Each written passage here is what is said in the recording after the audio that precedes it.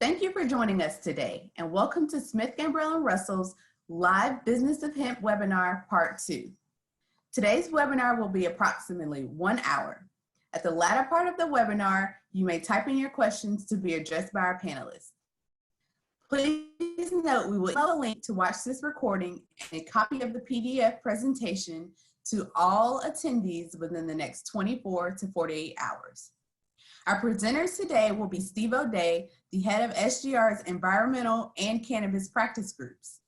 Also joining us today is AmeriGreen Organics CEO and co-founder, Loveless Johnson. At this time, I'd like to hand it over to you, Steve. Okay, thank you everyone for joining us today. I'm going to talk a little bit about the law related to cannabis. And then I'm going to turn it over to Loveless. He will dive more deeply into the business of cannabis and in particular the business of hemp. And because just about everybody I talk to about cannabis or hemp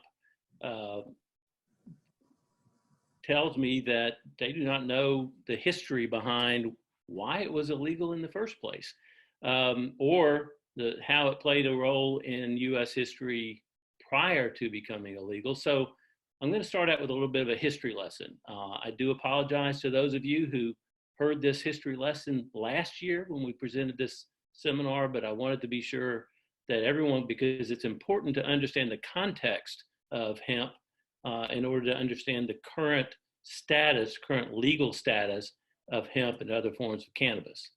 So hemp and cannabis did play a very important role in early U.S. history. As you can see on the slide, it was historically grown for producing rope, sail, and clothing, all of which, of course, were very important in the early colonial days.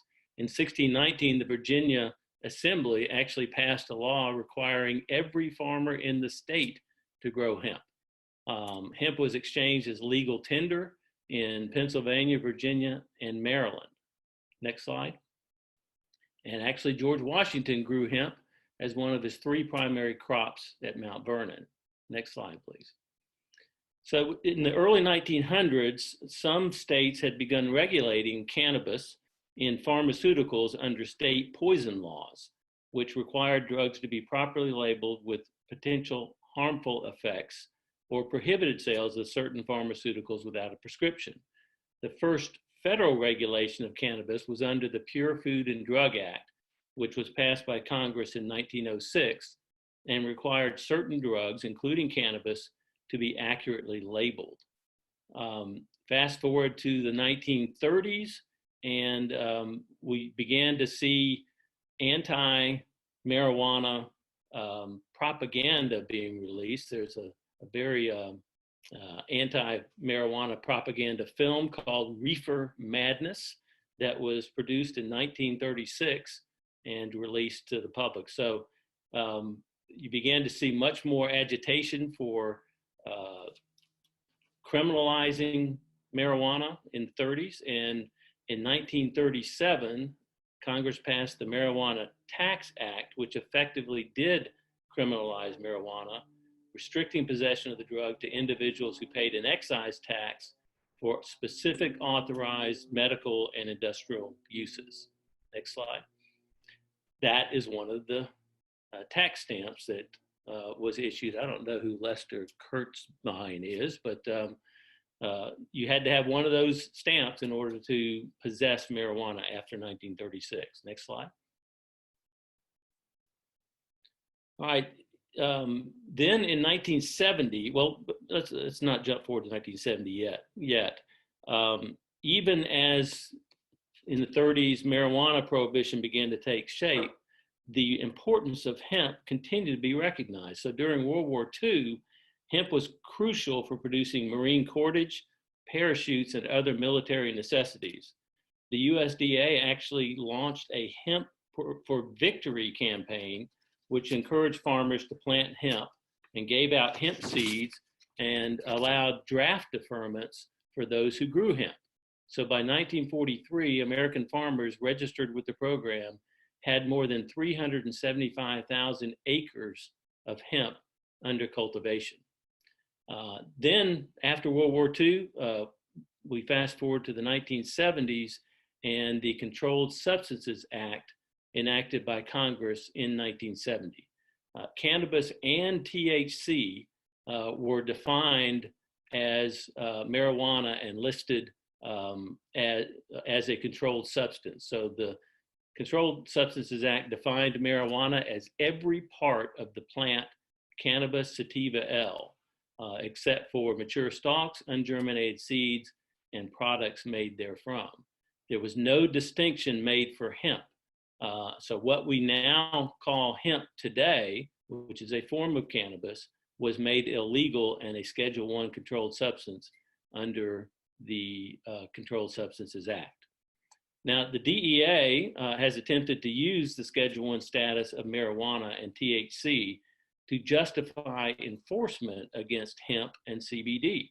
In 2003, the DEA adopted 2 final rules which attempted to ban the sale of hemp containing non-psychoactive trace amounts of THC. Those rules were challenged by the Hemp Industries Association, and in 2004, the Ninth Circuit Court of Appeals held that the rules were beyond the DEA's enforcement authority because the definitions of THC and marijuana under the Controlled Substances Act did not cover any non-psychoactive hemp. Well, not to be deterred, the DEA adopted another rule in 2016 to add marijuana extracts such as CBD as a Schedule I substance under its purview pursuant to the Controlled Substances Act. The Hemp Industries Association again challenged this rule, but the Ninth Circuit ultimately ruled that it was barred from raising the issue on judicial review because it failed to make the argument during the comment period on the rules. Next slide, please. So now we have in 2014, Congress enacting the Agricultural Act of 2014 called the 2014 Farm Bill, HR 2642.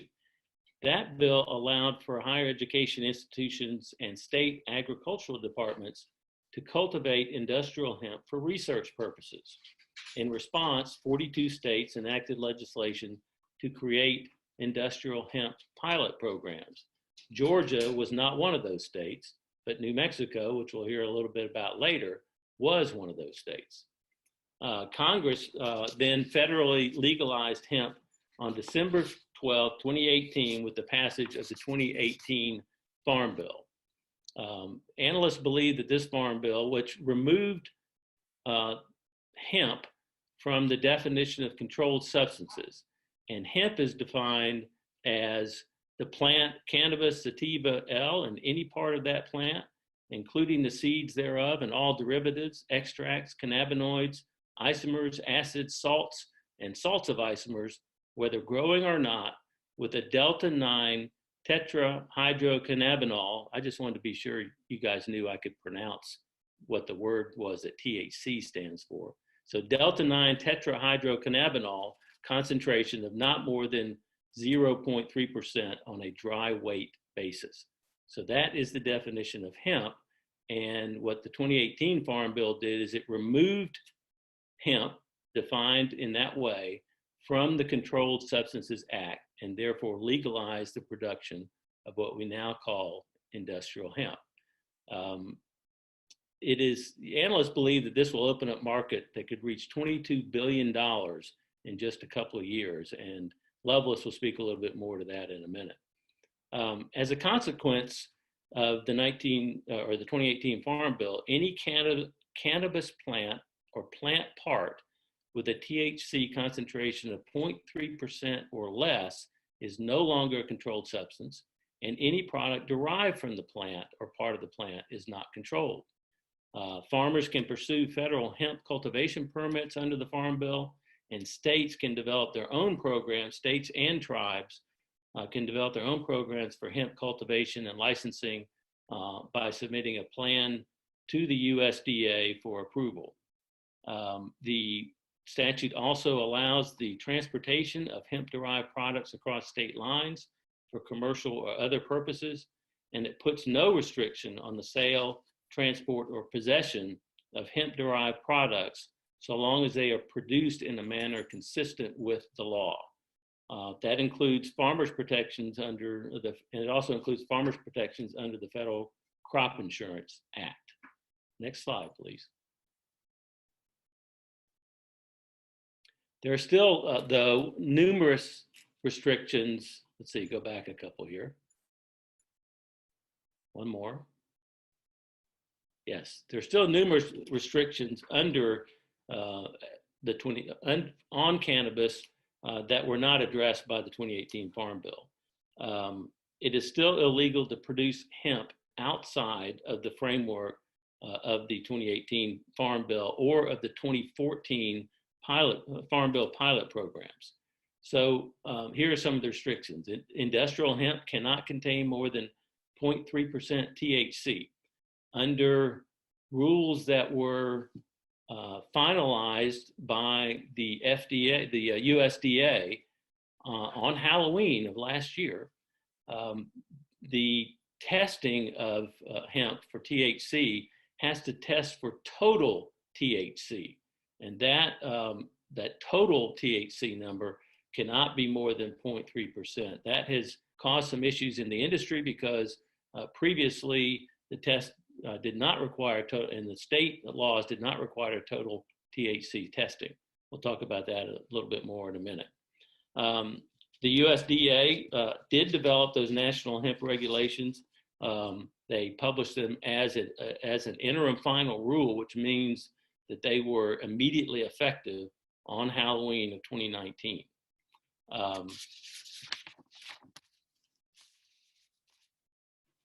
State departments of agriculture have to consult with the state's governor and chief law enforcement officer and devise a plan that then is submitted to the secretary of the USDA.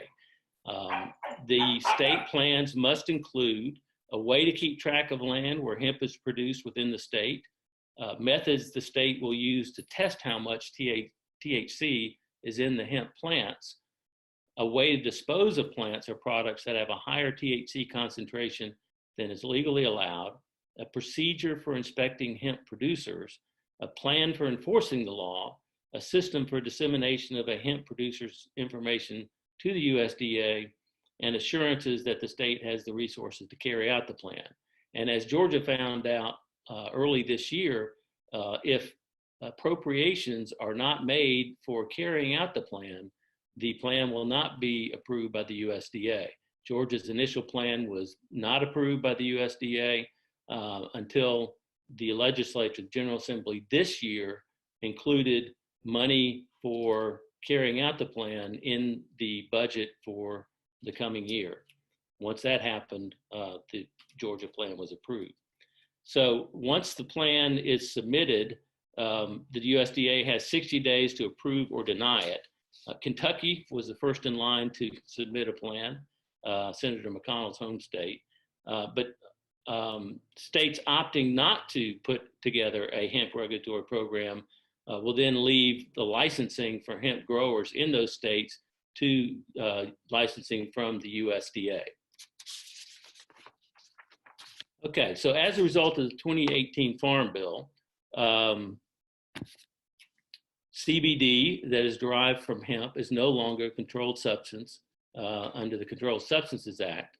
However, the FDA does retain jurisdiction and the ability to regulate products containing cannabis or cannabis-derived compounds, including CBD. The FDA released a statement in response to the 2018 Farm Bill, noting that the legislation preserved its ability to regulate products containing CBD or other cannabis-derived compounds, regardless of whether the substance was derived from a plant classified as hemp under the 2018 Farm Bill. We're still waiting on the FDA regulations, and many regulations do, or many producers of CBD are concerned about what the FDA may do, and it has actually taken some enforcement actions mainly directed at mislabeling or making health claims on CBD products. Next slide, please. So over the past few years, 40 states have legalized cannabis for medical purposes, and 11 states and the District of Columbia have legalized it for recreational adult use. However, every one of those programs is still illegal under federal law, and the 2018 Farm Bill does nothing to change that, because all of those programs address cannabis or marijuana with greater than 0.3% THC concentrations, and therefore still listed as a controlled substance under the Controlled Substances Act. Next slide, please. All right, so I'm going to talk for a minute about Georgia and the status of hemp regulation in Georgia, and then I'll talk a little bit about it in New Mexico, and then you get to hear from Loveless. So Georgia was one of only 9 states that did not develop an industrial hemp pilot program under the 2014 Farm Bill. And as I mentioned a moment ago, New Mexico was one of the states that did develop such a pilot program. So last year, the Georgia General Assembly adopted the Georgia Hemp Farming Act, HB 213. And what it does is it allows both for academic research of hemp and licensing and permitting of hemp growers and processors. Georgia also enacted last year the HOPE Act. It took effect on July 1st of last year, and it will allow medical marijuana oil, 5% or less THC, to be processed and sold to registered patients for 16 conditions that the oil can be prescribed to be used to address, including severe seizures, cancer, peripheral neuropathy, and multiple sclerosis. Patients who register with the state are protected from criminal prosecution for possessing up to 20 fluid ounces of that low THC oil. And what the HOPE Act did was it provided a mechanism for actually growing and processing marijuana into that 5% oil. Prior to that, people that were registered and could use it could not obtain it because it couldn't cross state lines and it couldn't be grown and processed in Georgia. However, regulations for licenses for growing and processing medical marijuana still have not been adopted in Georgia, so that process is still on hold. Now, the Georgia Hemp Plan, as I mentioned a moment ago, was approved by the Federal Department of Agriculture on March 23rd, and Georgia license applications for hemp growing were first available last Monday, March 23rd. And so the application process is now in process. You can now go online. In fact, you can't submit an application other than online to get a either grower or processor license in the state of Georgia. There is no limit to the number of hemp licenses that can be issued in the state of Georgia. All right, New Mexico. The Environment Department in New Mexico regulates hemp warehouses and extraction, manufacturing, and processing facilities, and a permit is required to do that. Final rules for the permit were effective on January 16th, and updated applications were made available on February 19th of this year. The Department of Agriculture regulates hemp growing. The licensing program was already in effect under the 2014 Farm Bill, and there were over 400 licenses issued in the first year that they were made available. Over 7,000 acres of hemp were licensed for growing, and over 8.3 million square feet of indoor space. Now, as I said, the USDA rules for hemp growing under the 2018 Farm Bill were adopted on Halloween of last year. They are somewhat more stringent than the existing New Mexico rules. The testing requirement that I mentioned before for THC is one of the items that makes it more stringent than the New Mexico rules.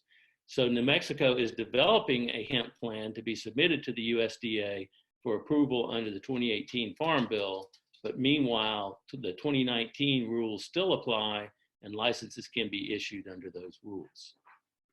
Next slide.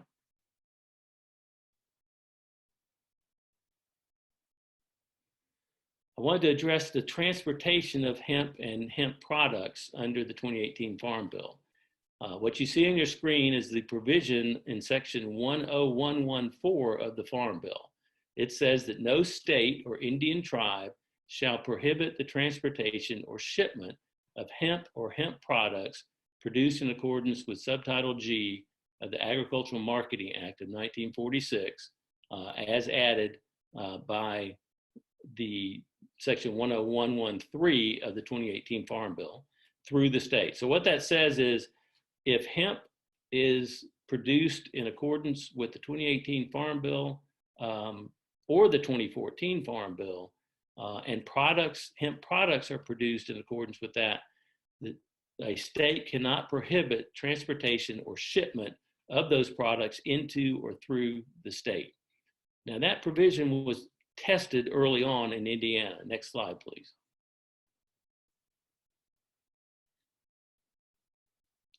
So Indiana enacted a law that prevented the transportation of certain hemp derivatives, specifically smokable hemp, in Indiana.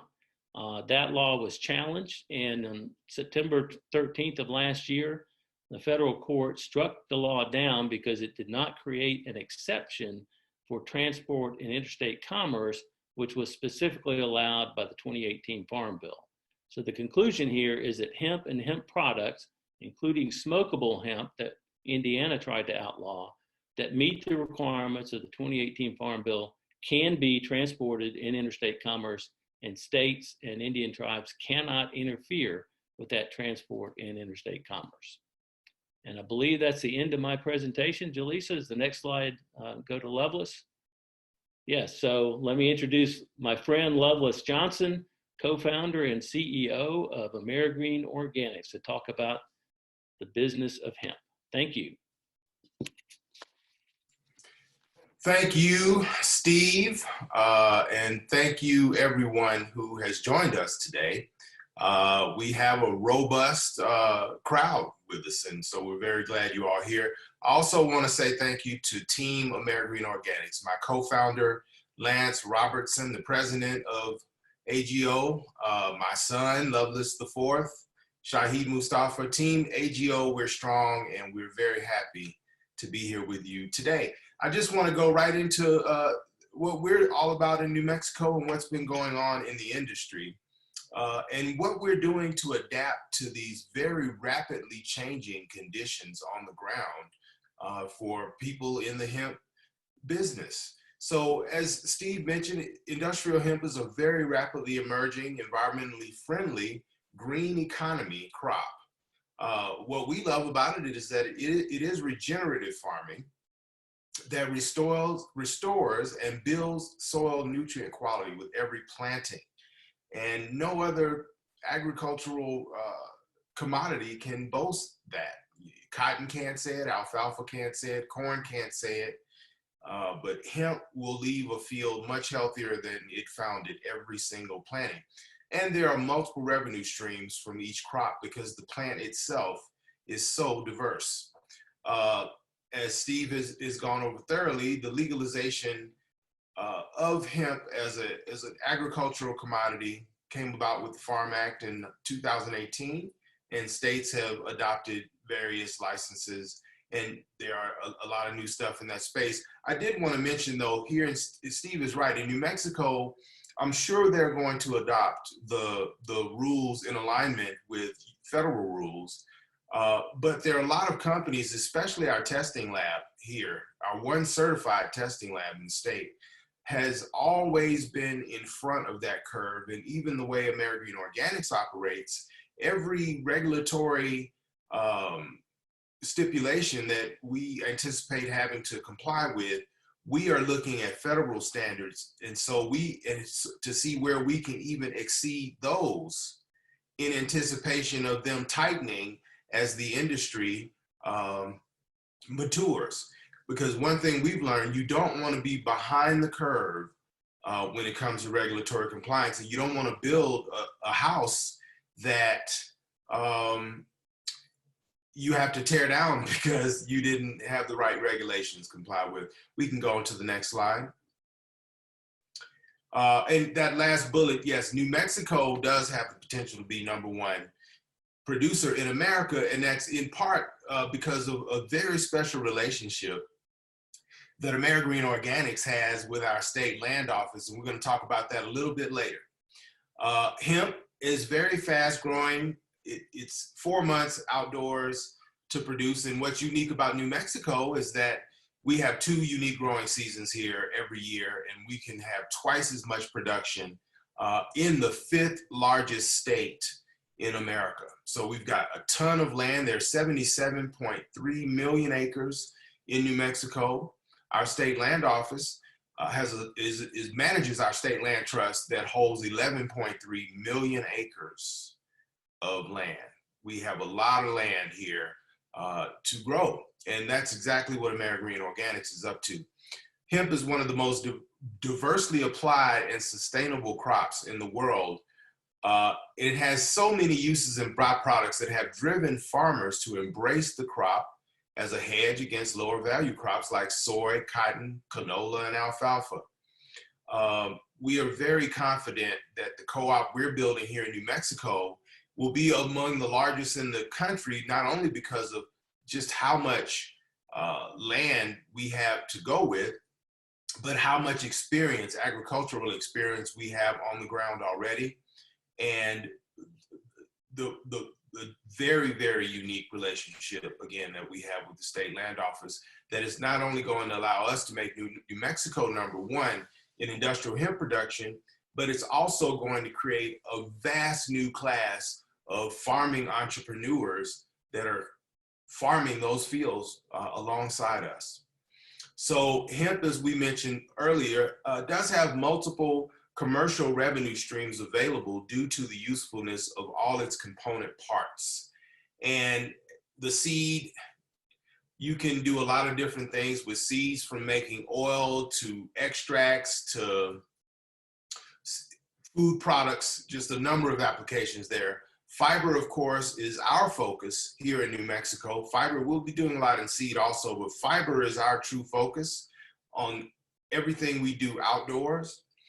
And that's because it is the one space that no one is really looking yet. There are some things going on. There's a lot of innovation there. And the market is on the launch pad, and you can see the rocket rumbling. It's about to take off. Why? Because green building and eco-friendly building is now a thing. It's a real thing, and it's been a thing for quite a while. And the way the environmental moves are being made in the building world, we know that hempcrete and other products made from hemp in the construction materials world are coming onto the market. And within 3 years, I think you'll see folks looking at you crazy if your house isn't being built out of some hemp materials. Because first of all, you all in the Southeast who are watching this broadcast right now, imagine owning a home that would be 100% guaranteed for life, never to get mold or mildew. Steve, you're in Florida, so I can imagine folks would think very highly of a builder that can guarantee them a house that would be 100% mold and mildew free for life. These things are real and available to the market today, folks. So one of the things we'll be doing here in New Mexico is cultivating and developing those industries to fill that need. Out here in the West, in Santa Fe, New Mexico, where we're headquartered, green building is all the rage. And companies are already making a lot of inquiries about hempcrete and other building materials, hemp drywall, hemp roofing. It's coming, folks. So we want y'all to get ready. And of course, hemp flower, that's the sexy, shiny thing in the room right now, the CBD. And that's a growing market with applications for people and pets that are emerging every day. And of course, the extracts are also a very key focus of ours, because that gives us a chance to custom formulate products that the market is demanding as the demand grows. And it gives us the flexibility to always be current with what we're presenting as high quality products in the CBD world to the world. We can go on the next slide, please.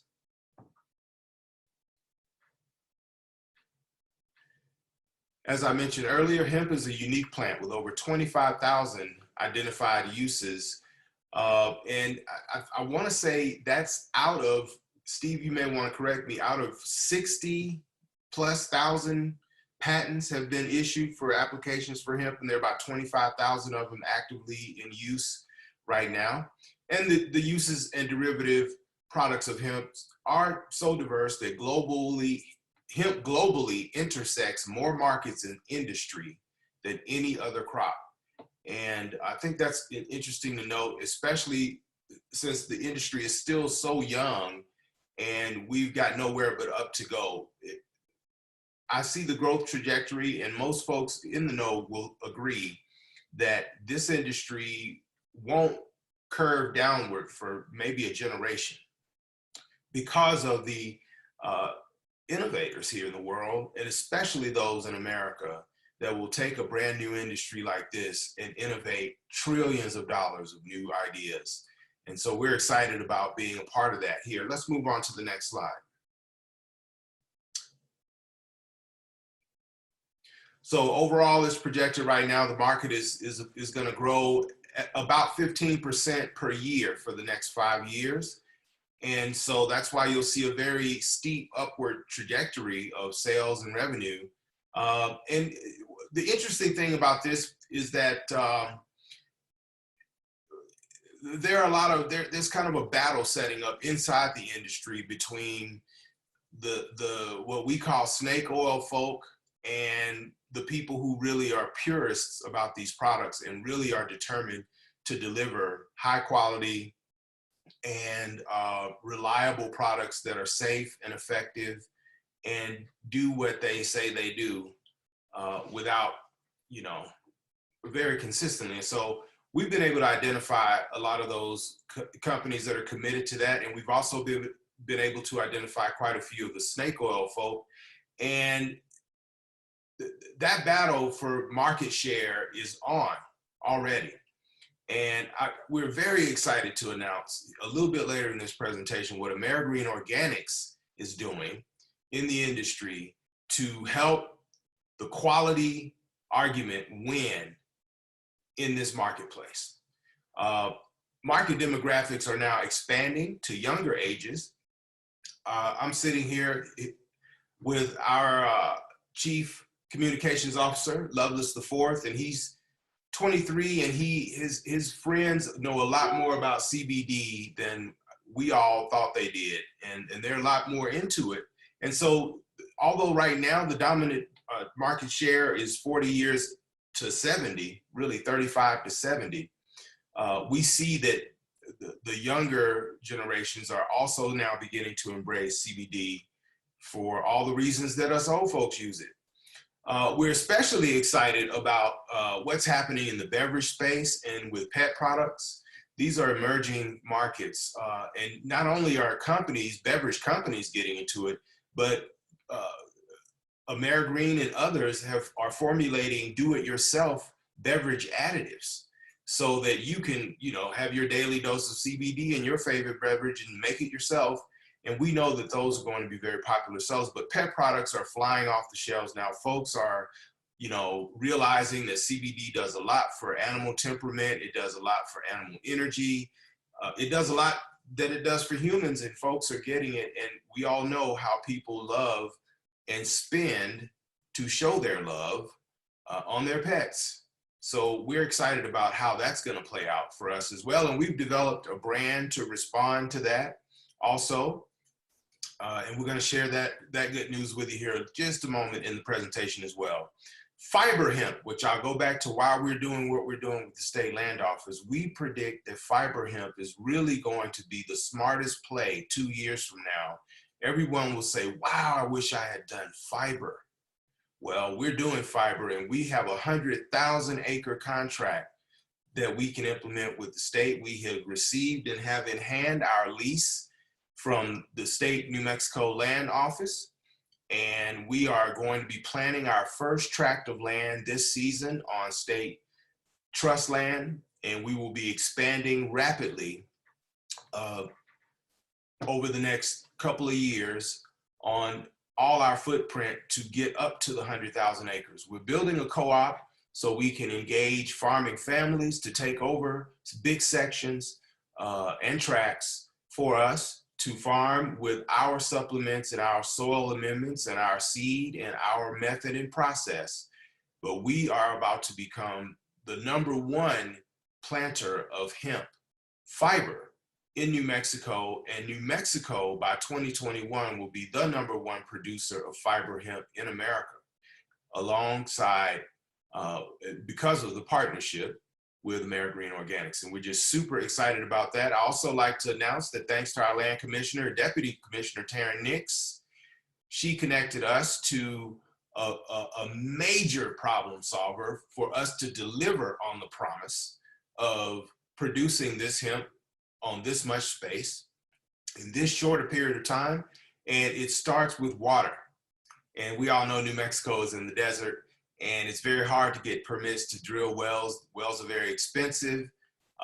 They're very time consuming. It takes 2 years alone almost to get a permit to drill a well. But if you've got a pipeline, you can tap from the pipeline and no one is upset about it at all. And we've been now connected to the Palisades Pipeline Company out of Lubbock, Texas. And they are building and have built big sections of already and are building a pipeline across New Mexico, across southern New Mexico, from the Texas border to the Arizona border. And we have identified tracts along that pipeline route that we can cultivate out of our state land lease and essentially be ready to go as soon as those fields are prepared by tapping into that pipeline. So we're very excited to have the water issue solved. Huge development for us, and will support us becoming a very leading producer across the country of fiber hemp. International market growth has a lot of high potential. We see Africa in the planting zones, the primary planting zones in Africa of Zimbabwe, Lesotho, and South Africa as being a really good place for us to look as we grow our international footprint and carry our brand forward. We'll talk a little bit here in just a couple minutes about how we're going to move that needle forward through our branding strategies and our marketing in this very flat world that we're now living in today. Let's go on the next slide, please. So when you want to build a hemp company, you have to think vertical integration. And that means you want to have a plan for outdoor cultivation. In our case, it's fiber hemp. In most cases, we'll probably do about 20% of our outdoor growing for CBD rich flower as well to support our extraction operation. But outdoor cultivation is very important, and you have to have a plan. You have to make a commitment to one or the other. You have to be a fiber person, you have to be a flower person, or you have to have fields so diverse and far apart that you can do it both. But we've chosen to focus on the fiber, and we think it's a safe bet. Indoor cultivation is primarily driven to grow pretty beautiful smokable flower that you need the beautiful aesthetics for. You want to have a controlled environment where you can produce flower 24/7, 365 days a year, and produce multiple crop rotations in a month once you set up your grow houses right. So we are excited to announce that AmeriGreen Organics has identified the location for its first indoor grow operation, and not only indoor growing, but a full vertically integrated business model in 54,000 square feet that have been abandoned for quite a while in a little city in New Mexico called Truth or Consequences. And we have gained tremendous support from the city of Truth or Consequences, from Sierra County, from the business community there, and most importantly, from the state of New Mexico, not only in the form of anything they could possibly do to make our workforce strong and ready from the New Mexico Department of Workforce Solutions. Thank you, Secretary McCamley, for your support.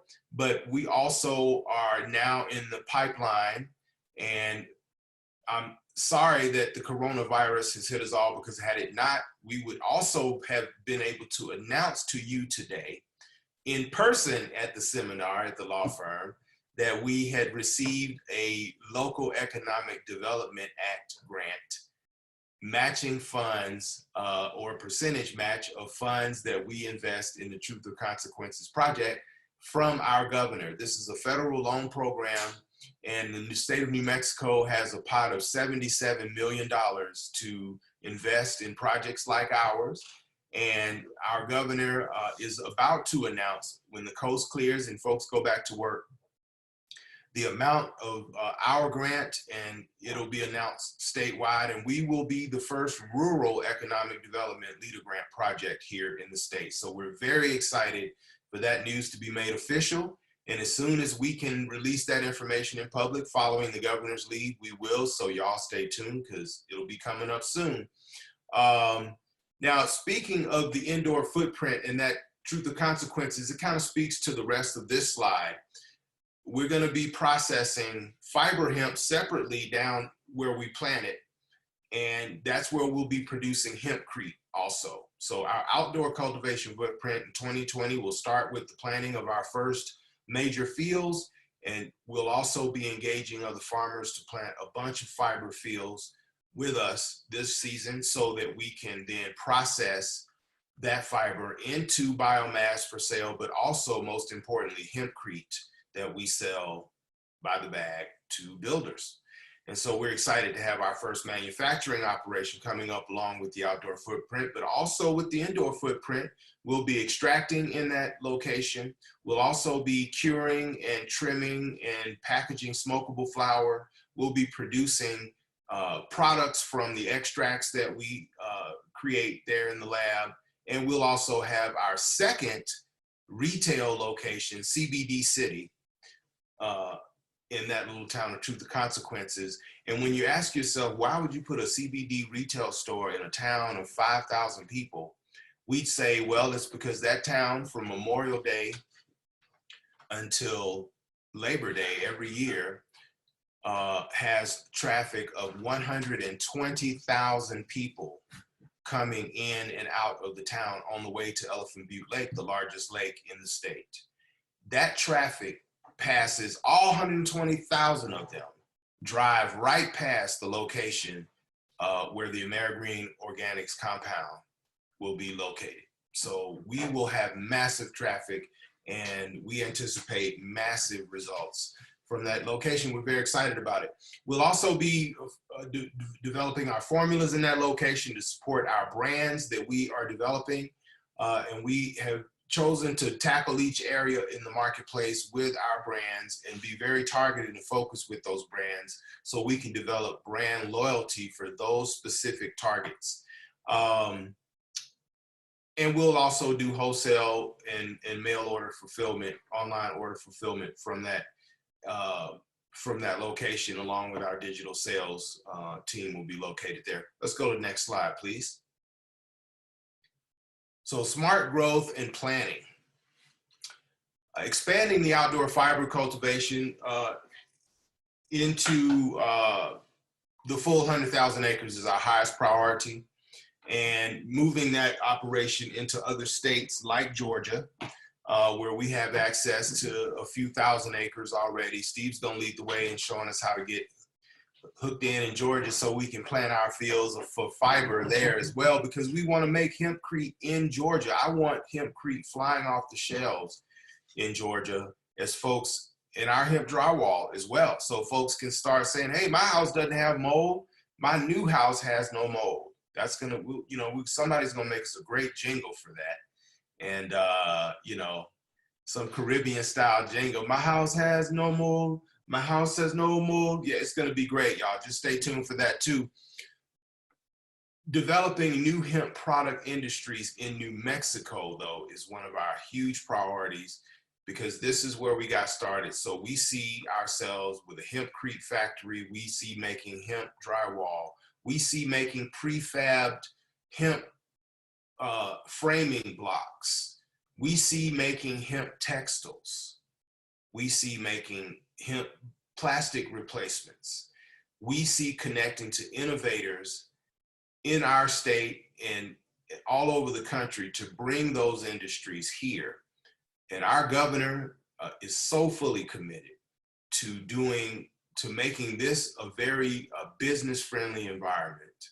And we're very confident that we're going to be able to partner with a lot of folks to bring a lot of that business here to New Mexico. And that's definitely a part of our smart growth plan. But we also plan to duplicate that footprint in other states, starting with Georgia and coming back from Georgia across the country into New Mexico. Growing our national retail footprint is also a huge priority for us. And it is so not for what's going on today. But again, AmeriGreen Organics has always tried to look as far ahead as we can. And we anticipate some of the things that Steve has just talked about earlier today, about what's trending and how states are viewing this cannabis and hemp as commodities. Folks, I think it's just a short amount of time before we see marijuana as a nationally legalized commodity. I see it going fully legal across the country. Some folks say within 5 years, some folks say within 3 to 5 years. All I know is that when it happens, AmeriGreen Organics wants to be ready. And being ready for us means having a national footprint that we can convert into dispensaries the day the law goes into effect, and we're able to do that.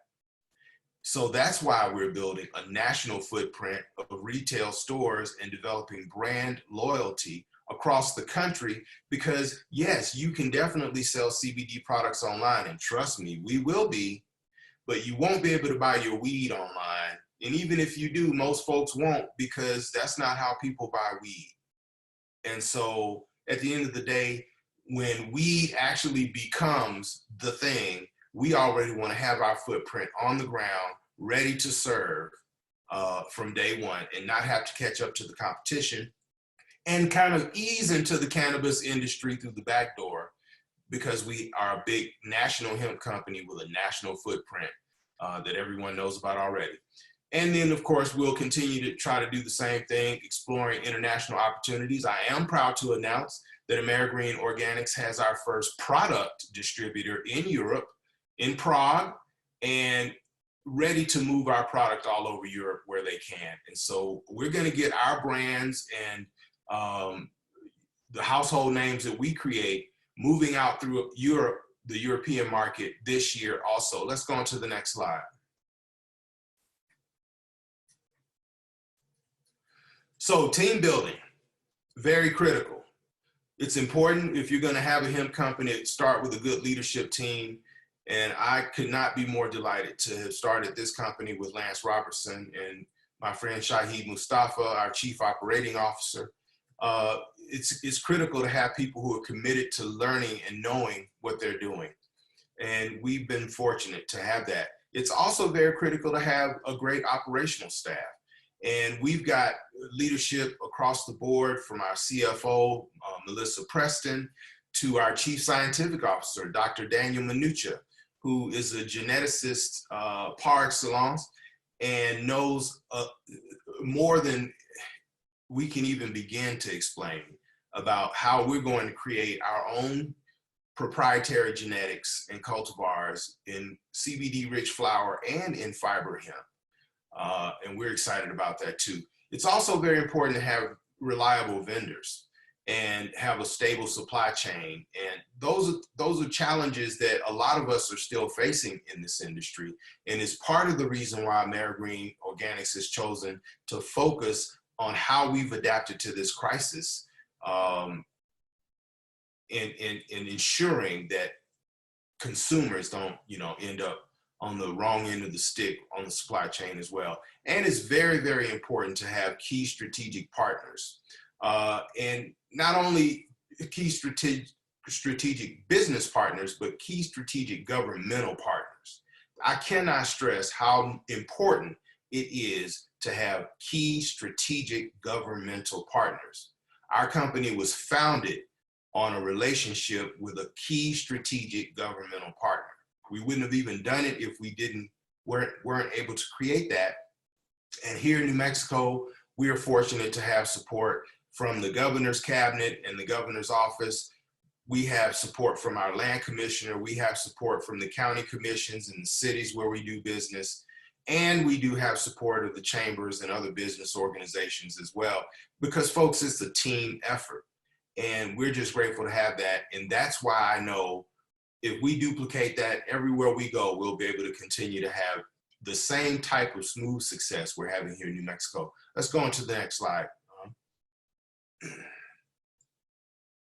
Targeted branding is also key because the market is getting flooded with so much, and you start to see how brands are almost duplicating each other.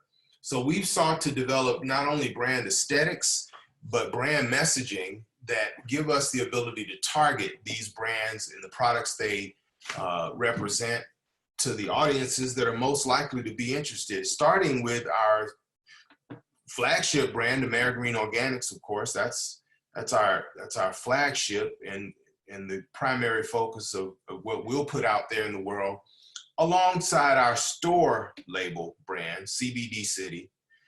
That's also a brand that will be represented in the retail stores and on the cbdcitystores.com website.